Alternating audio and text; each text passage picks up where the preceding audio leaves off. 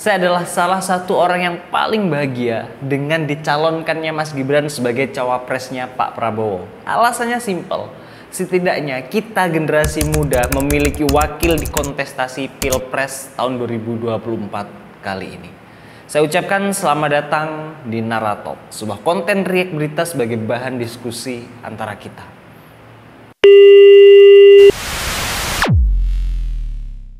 Namun, rasa bahagia saya, rasa kagum saya, dan rasa senang saya kepada Mas Gibran akhir-akhir ini benar-benar sedikit berkurang, Pak. Alasannya sederhana, karena sifat Mas Gibran yang terlalu diam, sikap Mas Gibran yang terlalu pasif dalam kontestasi kali ini. Kita mendengar narasi gagasan yang disampaikan oleh capres dan cawapres dari pihak lain, tapi kita jarang sekali mendengar narasi atau gagasan yang dibawa oleh Mas Gibran. Masalah kapasitas, masalah gagasan, masalah ide. Kapan kemudian Pak anak ini bisa tampil ke publik, tampil ke kampus-kampus, ngomongin tentang ide gagasan masa depannya? Kita pengen dengar itu. Sehingga nggak salah kita sebagai pendukung Mas Gibran menanyakan, apakah benar Mas Gibran di sini benar-benar membawa aspirasi generasi muda, atau Mas Gibran hanya menjadi lambang saja, atau bahkan Mas Gibran hanya menjadi boneka politik bapaknya, atau jangan-jangan Mas Gibran hanya menjadi penglaris elektabilitas Pak Prabowo saja. Hasil survei terbaru 5 lembaga survei merilis elektabilitas Prabowo Gibran tak terbendung. Please Mas, ini saatnya Mas Gibran untuk tidak menunduk lagi. Ini saatnya Mas Gibran menegakkan kepala dan menyampaikan aspirasi narasi yang harus Mas Gibran sampaikan.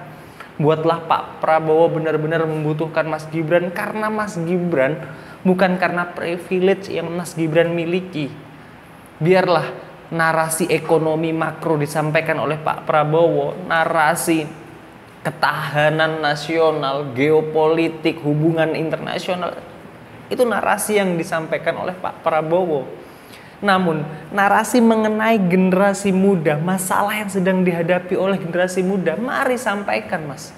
Saya berterima kasih sekali karena Mas Gibran sudah memberikan edukasi, sudah memberikan contoh cara menghormati orang tua, memberikan contoh bagaimana menanggapi para netizen yang anjing omongannya.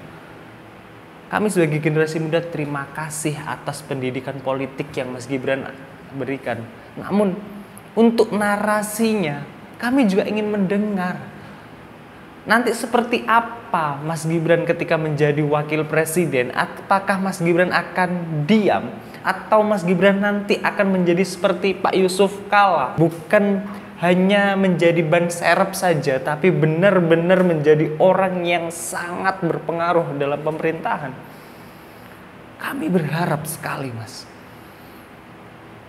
Kami berharap Mas Gibran benar-benar mewakili generasi muda, mewakili aspirasi atau masalah yang sedang dihadapi oleh generasi muda. Banyak sekali masalah yang sedang dihadapi oleh generasi muda. Seperti apresiasi terhadap prestasi olahraga, masalah pekerjaan, pendidikan, bagaimana pandangan Mas Gibran terhadap masalah TikTok Shop, bagaimana pandangan Mas Gibran terhadap perpres jurnalisme berkualitas yang akan mengancam kreativitas para konten kreator, bagaimana pandangan Mas Gibran terhadap masalah ya seperti masalah Jessica mungkin, bagaimana pandangan Mas Gibran terhadap masalah mental health, masalah kemudahan pendidikan, masalah regenerasi pertanian, bagaimana? Kita ingin mendengarkan gagasan-gagasan mengenai generasi muda tersebut. Jangan hanya diam, Mas. Terima kasih, sekali lagi terima kasih. Mas Gibran sudah memberikan edukasi bagaimana cara menanggapi netizen. Tapi sampaikanlah gagasan ini. Pemilih muda lebih dari 50% di Pilpres tahun 2024 kali ini. Suarakanlah aspirasi kami. Janganlah hanya diam. Ya memang kami membutuhkan pemimpin yang bekerja, bukan pemimpin yang banyak omong. Namun bagaimana cara kita memilih jika kita tidak mengenal Anda luar dan dalam?